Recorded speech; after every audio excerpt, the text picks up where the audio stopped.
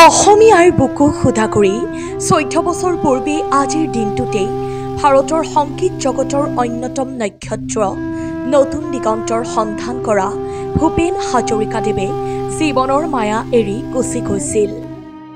অৱসান ঘটিছিল এটা যুগৰ।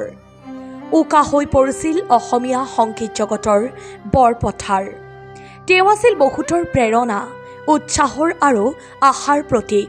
বিশ্ববৰেণ্য ভাৰতৰত্ন ডক্টৰ ভূপেন হাজৰিকাৰ মৃত্যুবাৰ্ষিকীত বুধবাৰে সমগ্ৰ ৰাজ্যজুৰি স্মৰণ কৰা হ'ব অসমীয়াৰ প্ৰাণৰ শিল্পীগৰাকীক।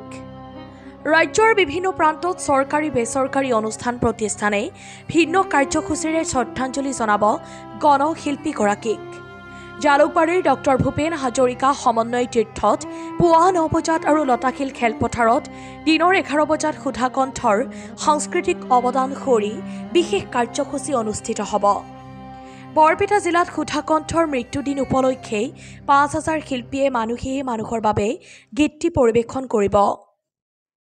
ইমান সময় নৰ্থ ইষ্ট লাইভ চাই থকাৰ বাবে ধন্যবাদ।